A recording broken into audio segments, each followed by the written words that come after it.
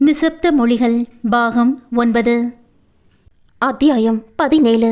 தியேட்டரை அமைதியாய் திரையில் தெரிந்த காட்சியில் கண்ணை விளக்காமல் திகிலுடன் பார்த்து கொண்டிருக்க வானதியால் மட்டும் நிம்மதியாய் அதில் கவனம் வைக்க முடியவில்லை.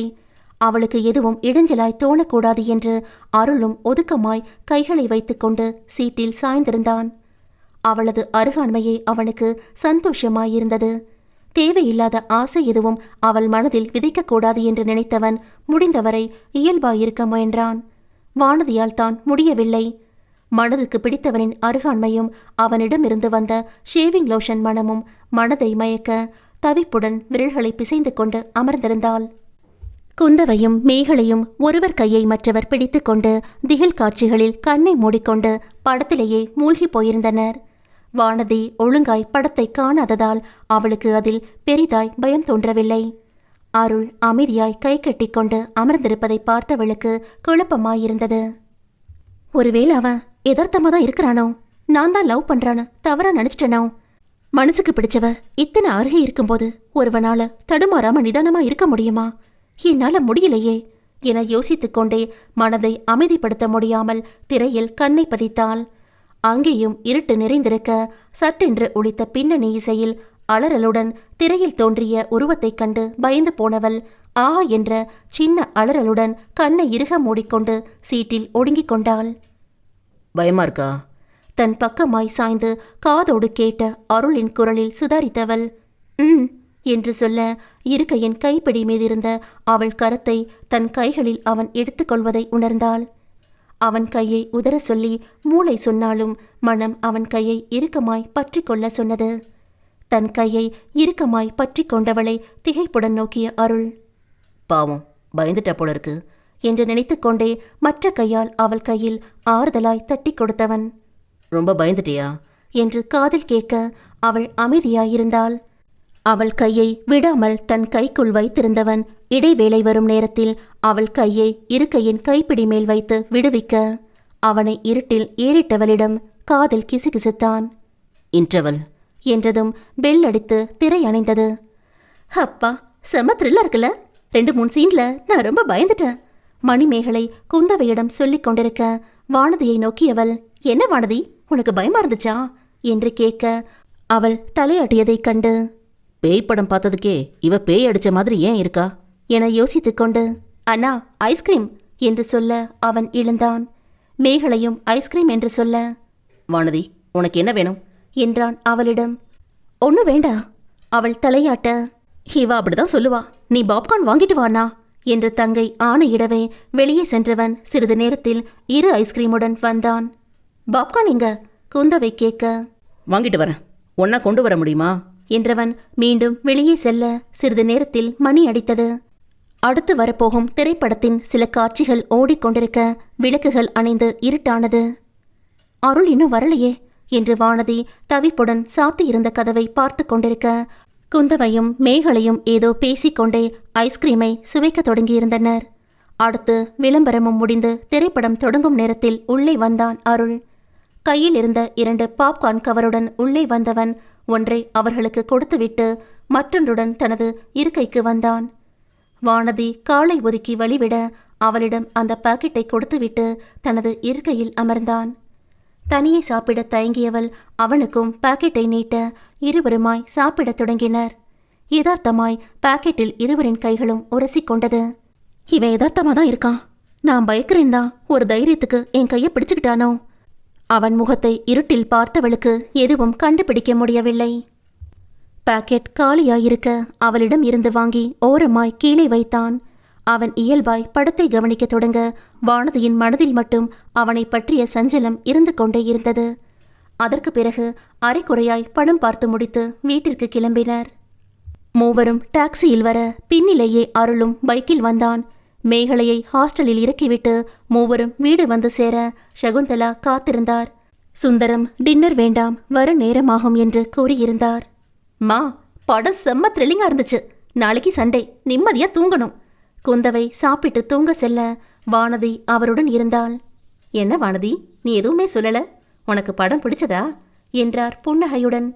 சாப்பிட்டு கொண்டிருந்த அருள் அவளை ஏறிட இருவரின் கண்களும் ஒரு வினாடி சந்தித்து கொள்ள சற்றென்று பார்வையை விலக்கிக் கொண்ட வானதி, பிடிச்சது ஆண்டி, நீங்கள் போய் ரெஸ்ட் எடுக்க, ஞான் நோக்கிக்கொள்ளலாம் என்றவள் அடுக்களையை ஒதுக்க சென்றாள். அருள் மாடிக்கு சென்றிருக்க சிறிது நேரம் புத்தகத்துடன் அமர்ந்திருந்த சகுந்தலா அறைக்கு செல்ல வானதியும் வேலை முடிந்து படுக்க சென்றாள். தாமதமாய் வீடு வந்த கணவன் சொன்ன செய்தியை கேட்டு திகைத்தார் சகுந்தலா. என்னங்க சொல்றீங்க? நாளைக்கு குந்தவைய பொண்ணு பார்க்க வராங்களா? சட்டன் இப்படி சொன்ன எப்படிங்க என்றார் யோசனையுடன். ஏன், நாளைக்கு சண்டே, எல்லாரும் வீட்டில் தானே இருக்க போறீங்க. அப்புறம் என்ன? அவங்க ஈவினிங் தான் பொண்ணு பார்க்க வராங்க. நீ காலையில் அவகிட்ட விஷயத்த சொல்லி தயாரா இருக்க சொல்லு. இருந்தாலும் கல்யாண விஷயத்துல இப்படி அவசரமா? சகுந்தலா இழுக்க அவர் அருகே அமர்ந்தார் சுந்தரம். சகு, எனக்கும் நீ சொல்றது புரியாம இல்லை. படிச்சு முடிஞ்சதும் கல்யாணம் போதும் தான் அவங்களும் நினைக்கிறாங்க. ஆனா இப்ப ஜோசியர் சொன்னதை வச்சு பார்க்கும்போது மாப்பிள்ளைக்கு கல்யாண யோகம் முடிய 4 மாசம் தான் இருக்கு. அப்புறம் 4 வருஷம் கழிச்சு தான் மறுபடியும் யோகம் வருதான். எதுக்கு அவ்வளோ நாள் லேட் பண்ணணும்? இப்ப என்ன, நல்லா தெரிஞ்ச குடும்பம் தானே. நாளைக்கு சம்பிரதாயமா வந்து பொண்ணு பார்த்துட்டு போகட்டும். அடுத்த மாசம் நிச்சயம் பண்ணிட்டு 3 மாசம் கழிச்சு கல்யாணம் வச்சிடலாம் என்றார் மனதில் கணக்கு போட்டுக்கொண்டே. நீங்க சொல்றதும் சரிதான். ஆனாலும் அவன் மனசும் இந்த கல்யாணத்துக்கு தயாரா இருக்கணும்ல. இப்ப சட்டுன்னு சொன்னா எப்படி எடுத்துப்பாளுன்னு கொஞ்சம் கவலையா இருக்கு. தாயின் பரிதவிப்பு அவரிடம். நாளைக்கு நீ குந்தவை கிட்ட சொல்லு, நானும் பேசுறேன். எல்லாம் நல்லபடியா நடக்கும். அவன் நம்ம பேச்சுக்கு மரியாதை கொடுக்கற பிள்ளை. நீ நிம்மதியா தூங்கு என்றார் சுந்தரம் மகளின் மீதுள்ள நம்பிக்கையில். சரிங்க என்று படுத்தாலும் உறக்கம் வராமல் பழைய நினைவுகள் மாறி மாறி மனதிற்குள் அலைமோதிக் கொண்டிருந்தது சகுந்தலாவிற்கு. கடவுளே, என் மூத்த மக விஷயத்துலதான் எல்லாமே தப்பா போயிடுச்சு.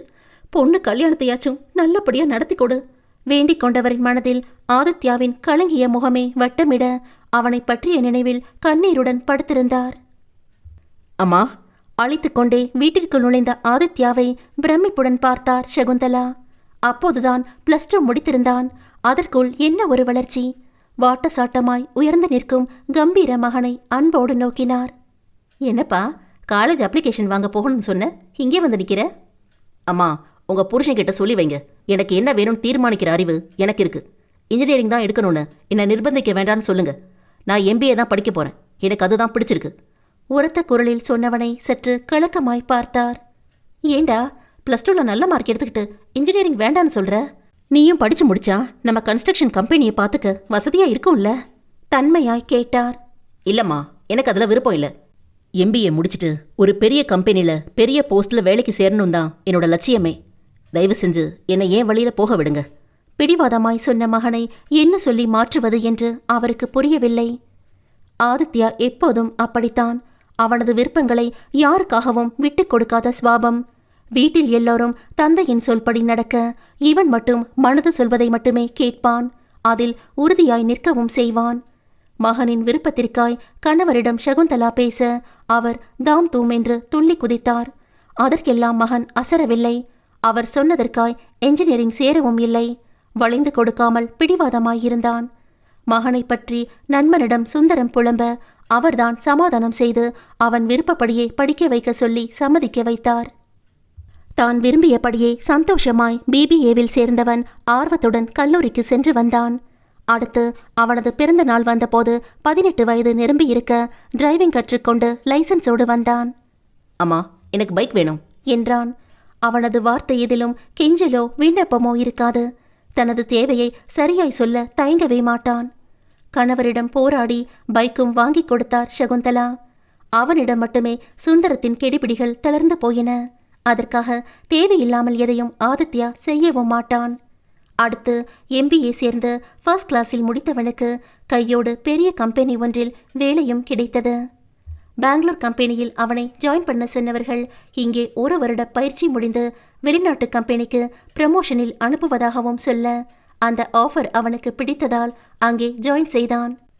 மகன் தனக்கு பிடிக்காத படிப்பு படித்தாலும் எடுத்ததுமே நல்ல சம்பளத்தில் வேலைக்கு அமர்ந்தவனை நினைத்து சுந்தரத்திற்கு பெருமையாகவே இருந்தது. அருள் அப்போது என்ஜினியரிங் 3ஆம் வருடமும் குந்தவை 12ஆம் வகுப்பும் படித்துக் கொண்டிருந்தனர். பெங்களூரில் சின்ன ஃப்ளாட் ஒன்றை வாடகைக்கு எடுத்து தங்கியிருந்தான் ஆதித்யா. தினமும் மகனை அலைபேசியில் அழைத்து பேசுவார் சகுந்தலா. டே ஆதி, நீ பாட்டுக்கு அங்கே போய் உட்காந்துக்கிட்ட. அம்மாக்கு தான் உன்னை பார்க்காம கஷ்டமா இருக்குடா. போன மாதம் வந்ததும் ஓடிட்ட. நாளைக்கு இங்கே வெட்டிங் டே, அதுக்காச்சும் வருவியா?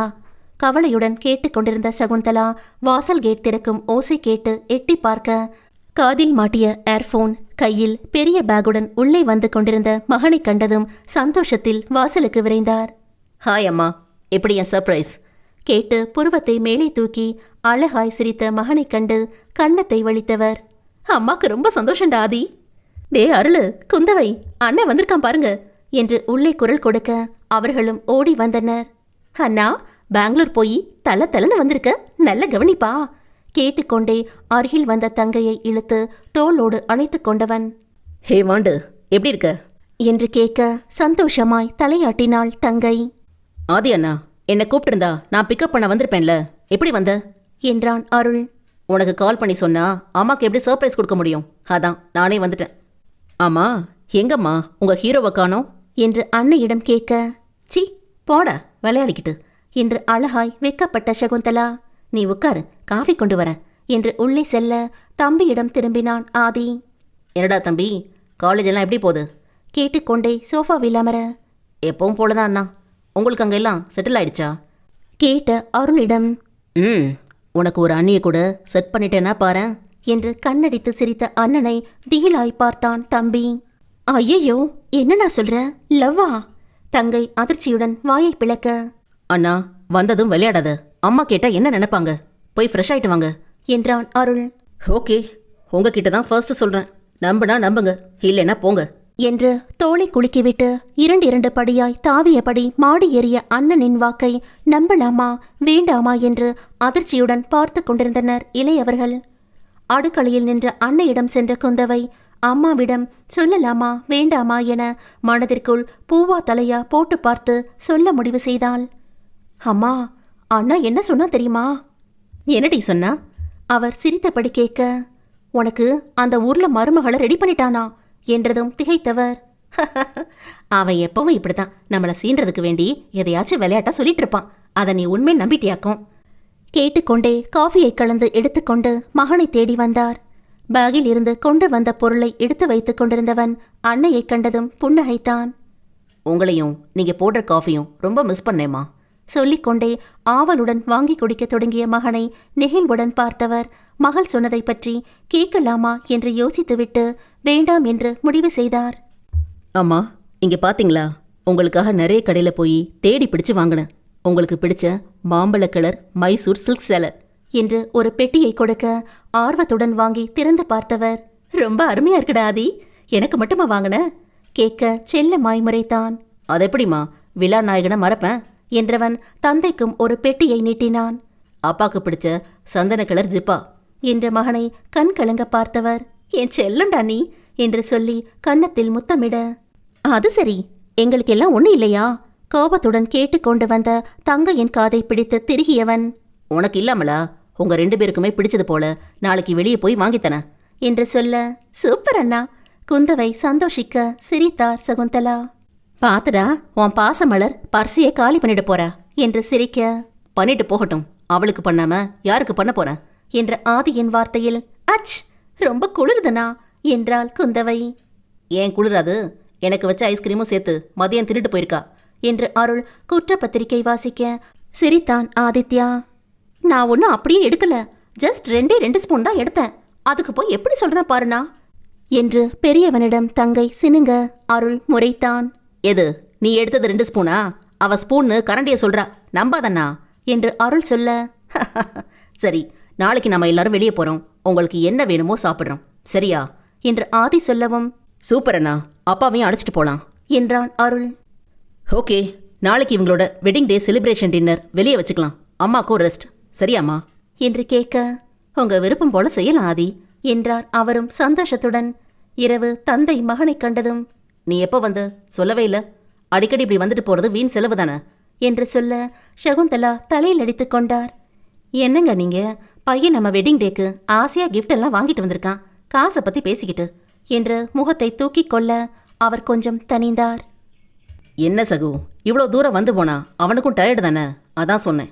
எனக்கு மட்டும் அவனை பார்க்கணும்னு இல்லையா என்றதும் அமைதியானார். அடுத்த நாள் காலையில் குடும்பத்துடன் கோவிலுக்கு சென்று வந்து வீட்டில் கேக் வெட்டினர்.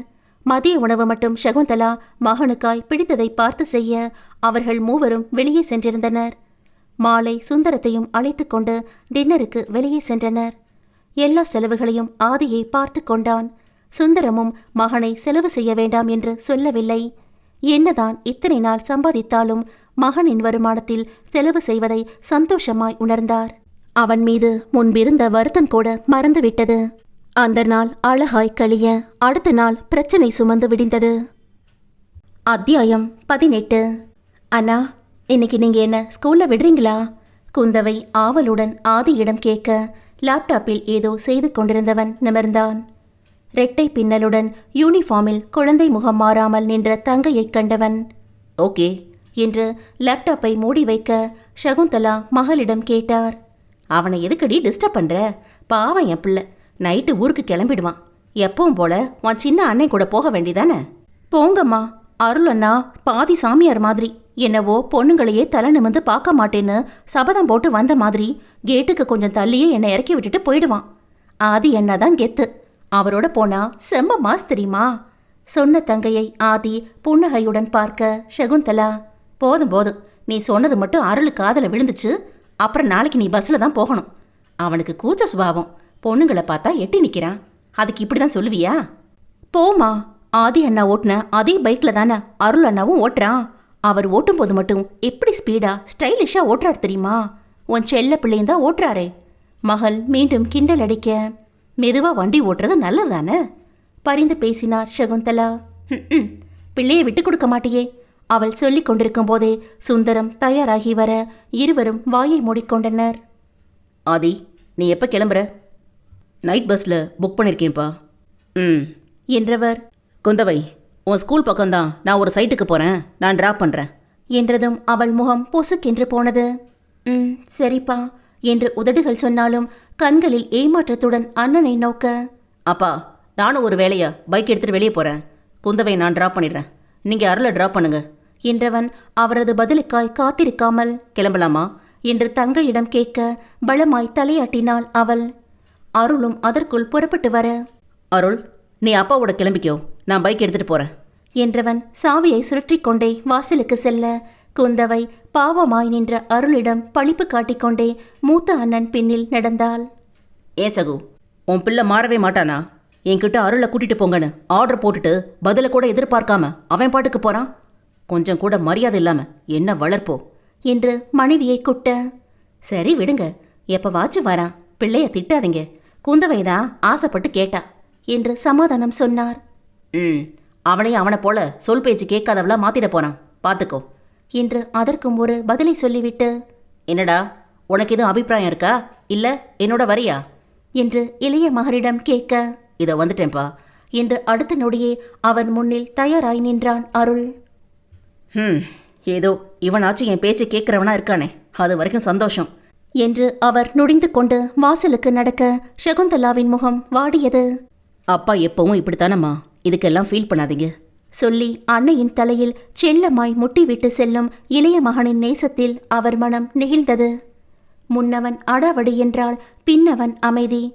தந்தையின் அதட்டலுக்கு பெரியவன் அடிபணியாமல் நின்றாலும் சின்னவன் அவரையும் புரிந்து கொண்டு அனுசரித்து போவான். ஆனால் இருவருக்கும் அன்னை மீது கொள்ளை பிரியம் இருந்தது.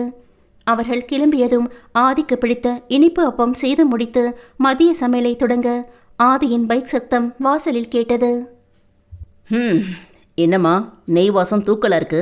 கேட்டுக்கொண்டே அடுக்கலைக்கு வந்தவன் பாத்திரத்தில் அழகாய் அடுக்கி வைக்கப்பட்டிருந்த இனிப்பு அப்பத்தை கண்டதும், வாவ் சூப்பர்மா சொல்லிக்கொண்டே அதை எடுக்க வர, முதல்ல கையை கழுவடா அதட்டினார் அன்னை.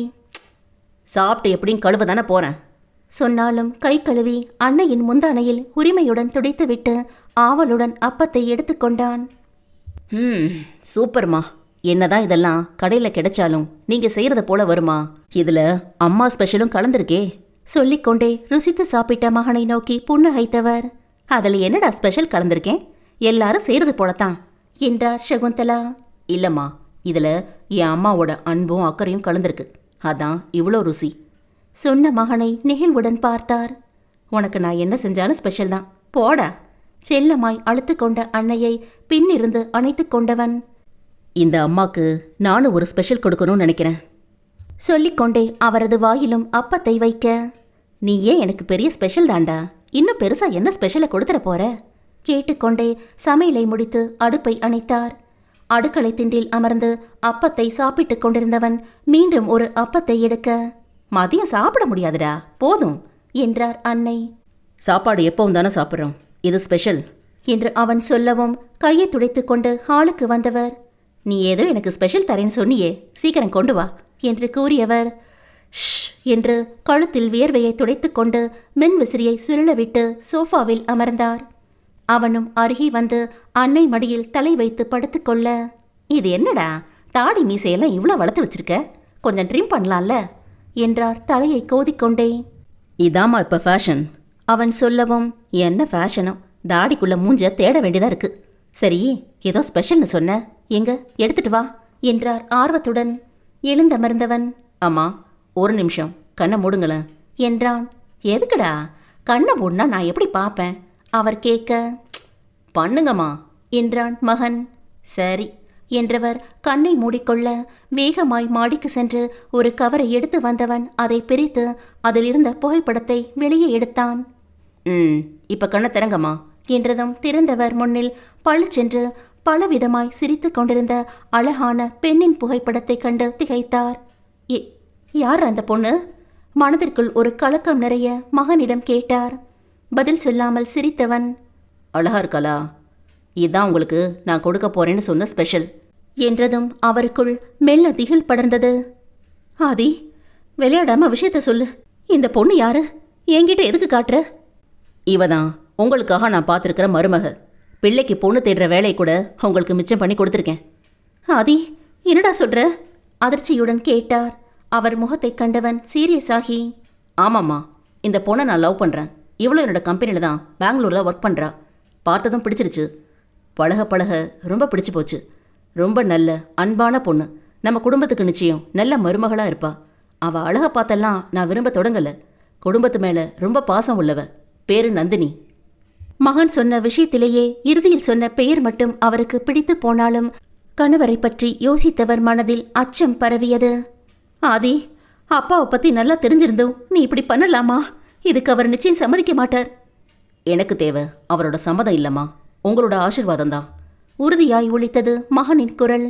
ஆனால் அன்னை மனமோ கலங்க தொடங்கியது. அவர் அமைதியாய் மனதிற்குள் தவித்துக் கொண்டிருப்பதைக் கண்ட ஆதித்யன் அவர் அருகே அமர்ந்து அன்னையின் கையை பற்றி கொண்டான். அம்மா, உங்களுக்கு என்னை பற்றி தெரியாதா? என் வாழ்க்கையில் நடக்கிற எதுவும் என் சுய விருப்பத்தோட நானே எடுக்கிற முடிவாக இருக்கணும்னு நினைக்கிறவன். என் நம்பிக்கை இது வரைக்கும் எந்த விஷயத்திலையும் பொய்த்து போனதில்லை. இந்த பொண்ணை தேர்வு பண்ண விஷயமும் அப்படித்தான். அப்பாவோட வரட்டு பிடிவாதத்துக்கும் வீண் உருட்டல் மிரட்டலுக்கும் எல்லாம் அருள் வேணா கட்டுப்படலாம், ஆதி நிச்சயம் கட்டுப்பட மாட்டான். நான் அவர் வார்த்தையை மீற நினைக்கல. என் வாழ்க்கையை நானே வாழணும்னு நினைக்கிறேன். அதே நேரம் எனக்கு உங்கள் விருப்பமும் ரொம்ப முக்கியம். தயவு செஞ்சு புரிஞ்சுக்கோங்கம்மா. தெளிவாய் அதே நேரம் அழுத்தமாய் மனதில் உள்ளதை சொன்ன மகனை தவிப்பும் கவலையுமாய் பார்த்தார் சகுந்தலா. கடவுளே, என் மகனது விருப்பத்தை நான் புரிந்து கொள்வேன்.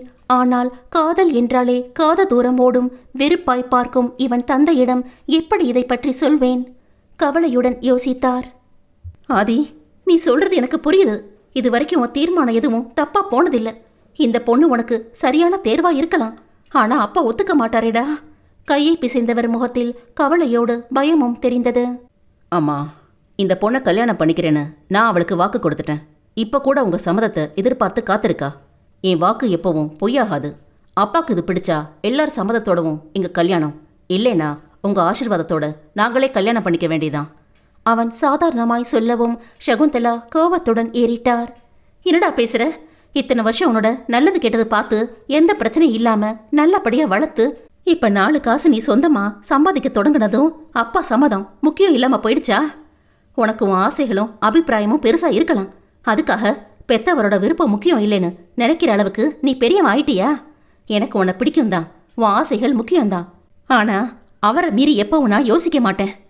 கண்ணில் நீர் பொங்க படபடப்புடன் ஆவேசமாய் பேசிய சகுந்தலா வாசலில் இருந்து கைத்தட்டும் ஓசை கேட்டதும் திகைத்து நிமிர்ந்தார். உள்ளே வந்து கொண்டிருந்த சுந்தரத்தின் முகம் சோர்ந்து வாடி போயிருந்தது. ஷபாஷ், பையன் சொல்கிற எல்லாத்துக்கும் ஆமாம் போடுவியே. இந்த விஷயத்துலையும் அவன் ஆசைதான் பெருசுன்னு மதிப்பேன் நினச்சேன். பரவாயில்ல, இத்தனை வருஷம் உன்னோட குடும்பம் நடத்துனதுல என் மேலேயும் கொஞ்சம் மரியாதை வச்சிருக்கேன்னு புரிஞ்சுக்கிட்டேன். சுருங்கி போன முகத்துடன் வேதனையோடு தன்னிடம் சொல்லும் கணவனை கண்ணீருடன் பார்த்தார் சகுந்தலா. என்னங்க இப்படி சொல்றீங்க? நீங்க தான் எனக்கு முதல்ல, பிள்ளைங்க எல்லாம் அப்புறம்தான். உங்களுக்கு மரியாதை கொடுக்காத ஒரு விஷயத்த நான் பெத்த மகனே சொன்னாலும் எப்படிங்க சம்மதிப்பேன் என்றாள் தழுதழுத்த குரலில். அந்த வரைக்கும் எனக்கு நல்ல பொண்டாட்டியா இருக்கியே, சந்தோஷம் என்றவர் அன்னை சொன்ன வார்த்தைகளை இப்போதும் நம்ப முடியாமல் திகைத்து அதிர்ச்சியில் நிற்கும் பெரிய மகனை ஏறிட்டார். அப்போ சாருக்கு எங்கள் சம்மதம் தேவையில்லை. சரி, எப்போ கல்யாணம்? அவர் கோபப்படாமல் நிதானமாய் கேட்கவும் ஆதியே சற்று கலங்கி போனான். அப்பா, அது நீங்கள் சம்மதிக்கலனா தான் அப்படி சொன்னேன். எனக்கு அந்த பொண்ணு ரொம்ப பிடிச்சிருக்குப்பா. அவளும் என் மேலே உயிராக இருக்கா. ஒரே ஆஃபீஸில் ஒர்க் பண்ணுறோம். ரொம்ப நல்ல பொண்ணுப்பா. நீங்களே அவள் ஃபோட்டோவை பாருங்கள், உங்களுக்கு பிடிக்கும் என்றவன் வேகமாய் அவளது புகைப்படத்தை எடுத்து காட்ட அமைதியாய் அதில் கண்ணை பதித்தார் சுந்தரம். அவர் மனதிற்குள் கோபத்தின் கனல் கலன்று கொண்டிருக்க முகத்தில் அதன் ஜுவாலைகள் மெல்ல சுடர்விட்டு கொண்டிருந்தன. நீதான் அந்த பெண்ணா என்பது போல் அதையே சுந்தரம் பார்த்து நிற்க சகுந்தலா கூட ஒருவேளை இவர் சம்மதித்து விடுவாரோ என்று மனதிற்குள் சந்தோஷித்தார். மெல்ல மகனின் விருப்பத்தை நிறைவேற்றும் அன்னையாய் கணவனிடம் பேச்சு கொடுத்தார். என்னங்க, அவன் ஏதோ ஆசைப்பட்டுட்டான், நல்ல பொண்ணுன்னு வேற சொல்கிறான். கல்யாணத்தில் அவன் விருப்பம்தானே முக்கியம். நாமளே இந்த கல்யாணத்தை நடத்தி கொடுத்துட்டா என்ன? மகனை ஒரு பார்வை பார்த்து கொண்டே கணவரிடம் சொன்னார் சகுந்தலா. சட்டென்று மனைவியை நோக்கி திரும்பிய சுந்தரத்தின் கண்களில் கோபம் கொண்ட சர்ப்பத்தின் சீரல் தெரிந்தது. அதைக் கண்டு அதிர்ந்து போனவர் மீண்டும் வாயை மூடிக்கொண்டார். மகன் சொன்ன விதம் பிடிக்காமல் கணவனுக்காய் வெகுண்டாலும் அன்பான அன்னையாய் மகனின் விருப்பத்தை நிறைவேற்றி கொடுக்கவும் அவரது மனம் தவித்தது. கணவரின் அமைதி கண்டு சந்தோஷித்தவர் அது சூறாவளிக்கு முன் வரும் பேரமைதி என புரிந்து கொள்ளாமல் போய்விட்டார். அன்னை இனி சப்போர்ட்டுக்கு வரமாட்டார் என புரிந்து கொண்ட ஆதித்யன் அவனை தந்தையிடம் பேசினான். அப்பா, நான் சொல்கிறேன்னு தப்பாக நினச்சிக்காதீங்க. இப்போ எல்லாம் லவ் மேரேஜ் சர்வசாதாரணம் ஆயிடுச்சு. நீங்கள் தான் இன்னும் பழைய காலத்து அப்பாக்கள் போல அதை கெட்ட விஷயமா பார்க்குறீங்க. கல்யாணத்துக்கு முக்கியமாக கட்டிக்க போகிறவங்க மனசு பொருந்தணும். எங்களுக்கு அது இருக்குது. எங்கள் விருப்பத்தை புரிஞ்சுக்கிட்டு நல்லபடியாக கல்யாணத்தை நடத்தி கொடுங்கப்பா. சற்று தன்மையாகவே தந்தையிடம் உரைத்தான் ஆதித்யா. அவனை ஒரு பார்வை பார்த்தவர் பதில் சொல்லாமல் சட்டென்று அறைக்கு சென்றுவிட கையை பிசைந்து கொண்டு மகனை பார்த்தார் சகுந்தலா. என்னடா ஆதி, அப்பாவை பற்றி தெரிஞ்சும் இப்படி ஒரு இக்கட்டில் வந்து நிறுத்திட்டியடா? கலக்கத்துடன் சொல்லிக்கொண்டே கணவனை சமாதானப்படுத்த சென்றார். ஆதித்யன் பெருமூச்சு ஒன்றை விட்டுக்கொண்டே அடுத்து என்ன செய்வது என யோசித்துக் கொண்டிருந்தான். அருளும் குந்தவையும் மாலையில் வீடு திரும்பிய போது வீட்டுக்குள் நிறைந்திருந்த நிசப்தம் ஆச்சரியமாய் இருந்தது. ஆதி வீட்டில் இருந்தால் டிவி சத்தமோ அன்னையுடன் பேசும் சத்தமோ நிச்சயம் இருக்கும். இன்று எதுவும் இல்லாமல் அவன் அறைக்குள் அடைந்திருக்க அழுது கலங்கிய முகத்துடன் படுத்திருந்தார் சகுந்தலா. கணவருடனான சமாதான முயற்சிகள் தோல்வியை தழுவ கோபத்துடன் அவர் கிளம்பி செல்ல மகனின் பிடிவாதம் உணர்ந்து கவலையுடன் அழுது கொண்டிருந்தார். அவரை கண்டு பதறிப்போன அருளும் குந்தவையும் என்னவென்று கேட்க ஆதியின் காதலை பற்றியும் தந்தை கோபப்பட்டதையும் சொல்லி மீண்டும் அழ அவர்களும் அதிர்ந்து நின்றனர். நான் தான் அப்பவே சொன்னேன்ல, அண்ணா நிஜமா தான் சொல்லியிருக்கான். அருளிடம் அவள் கிசுகிசுக்க சும்மா இரு என்று தங்கையை அதட்டி மாடிக்கு சென்றான். இரவு கிளம்புவதற்கான உடைகளை பேக்கில் எடுத்து வைத்துக் கொண்டிருந்த ஆதித்யா திரும்பினான். அண்ணா, இன்னைக்கு கிளம்பிடுமா? அருள் கேட்க டிக்கெட் எல்லாம் போட்டிருக்கணே, கிளம்பி தான் ஆகணும். அம்மா பாவம் ரொம்ப அழறாங்க. வருத்தத்துடன் ஒலித்த தம்பியின் குரலில் அவனுக்கும் விஷயம் புரிந்து விட்டதை உணர்ந்தவன் என அதில் வேதனை தெரிந்தது.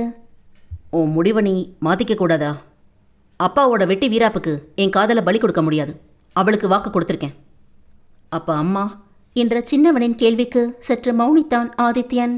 அம்மா எனக்கு ரொம்ப முக்கியம்தான், ஆனால் நந்தினியும் முக்கியம் என்றான் அழுத்தமாய். அவர்கள் பேசுவதை கேட்டுக்கொண்டே அங்கு வந்த குந்தவை, அப்பா சம்மதிக்காம எப்படி நான் நடக்கும்? நாங்கள் யாரும் கல்யாணத்துக்கு வேண்டாமா என்றாள் வருத்தத்துடன். எனக்கு எல்லாரும் வேணும்தான், அதுக்காக நந்தினியை வேண்டான்னு சொல்ல முடியாது என்றான் உறுதியாக. அப்பாவை பற்றி தெரிஞ்சும் இப்படி பேசினா எப்படி அண்ணா? அந்த அளவுக்கு உன் மனசுல இடம் பிடிச்ச அவங்க போட்டோவை காட்டு என்றாள். அண்ணனின் மனதை கவர்ந்த நந்தினியை காணும் ஆவலுடன். இப்பதான் என் தங்கை, சிரிப்புடன் சொன்னவன் ஒரு கவரை எடுத்து நீட்டினான். அதில் விதவிதமாய் அழகாய் சிரித்துக் கொண்டிருந்தாள் நந்தினி. முகத்தில் இன்னும் குழந்தைத்தனம் மிச்சமிருக்க துடைத்து வைத்த குத்து விளக்கை போல பளிச்சென்று இருந்தவள் முகம் கண்ணிலேயே ஒட்டி கொண்டது. நன்றி. மீண்டும் அடுத்த பாகத்தில் சந்திப்போம். அது வரைக்கும் ஸ்டே டியூன்ட்.